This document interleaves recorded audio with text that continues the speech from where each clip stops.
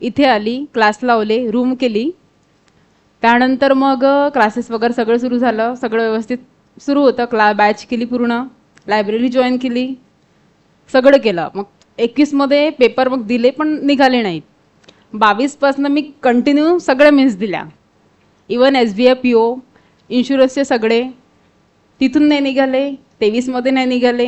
24ला माझी आत्ता निघाली. मग त्याच्यानंतर एक निघाली की बॅक टू बॅक आपले सगळे रिझल्ट येत जातात. मग आता माझं युकोचं इंटरव्ह्यू आहे आणि परत SBIचं येईल, म्हणजे भरपूर निघत जातात. म्हणून तुम्हाला सांगते की हार नाही म्हणायची.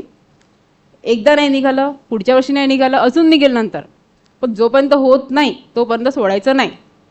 आता मुलींचा प्रश्न येतो की आपली जशी वय होत जाते, घरच्या लग्नाला म्हणजे प्रेशर येतं थोडंसं. किती नाही म्हटलं तरी येतेच. माझ्या घरून आलं, पण माझ्या घरच्यांनी तेवढं समजून घेतलं की माझी मुलगी आहे कॅपेबल. मी 10वीला टॉप 10ला होती, मग 12वीला पुन्हा म्हणजे चांगले पर्सेंटेज होते. मग त्यांना वाटलं की आपली मुलगी कुठेतरी करेल बा. आणि जे टॉप 10मधले बाकी होते ते सगळे गेले मेडिकल फील्डला, 1-2 NIT वगैरे तिकडे गेले. तिथून मी फक्त होती की BSc करायला गेली. मग तिथून मला असं खटकतं की मी थोडं कमी शिक्षण घेतलं बा. मग म्हणून आता होतं की एक जॉब आपल्याला पाहिजे कुठेतरी चांगली अशी. मग त्याच्यात होतं की आपलं बँकिंग लवकर मिळेल. इथेही वेळ घेतला, कारण आता बाहेर राहतो आपण, आपलं जेवण एकदम काही भरपूर म्हणजे एकदम व्यवस्थित नाही होत, आपल्याला करावं लागते, कुठेतरी सॅक्रिफाईस करावं लागते.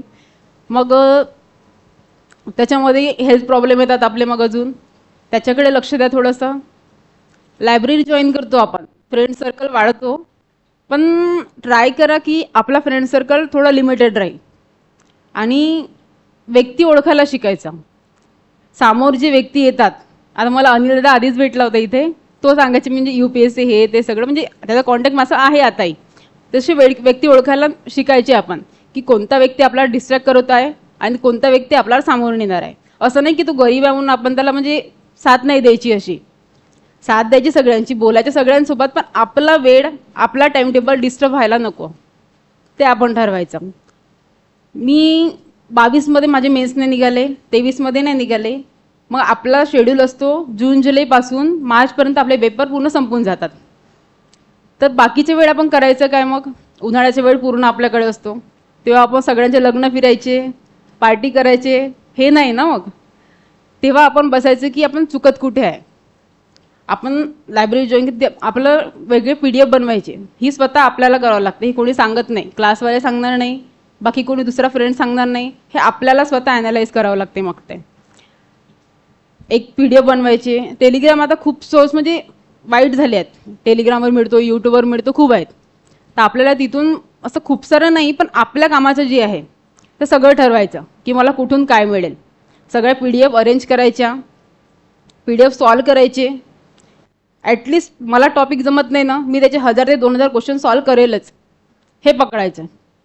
सिम्प्लिफिकेशन झालं, म्हणजे आपलं प्लस पॉईंट कुठून आहे ते काढायचं. पेपर काढायसाठी तू पूर्ण सिलेबस करणे एकदम नाही येत ना, तो थोडा ॲव्हरेज करायचा. नाही करत असं नाही, थोडा ॲव्हरेज करायचा.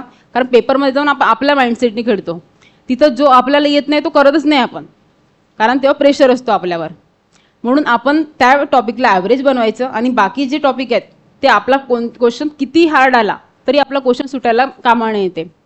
म्हणून आपण बाकी वेळेस उन्हाळ्याचे जे 2-3 महिने मिळते आपल्याला, तेव्हा ते मग आपण बाकी PDF काढून सॉल्व करायचे, प्रॅक्टिस करायची, पझल्सची प्रॅक्टिस करायची.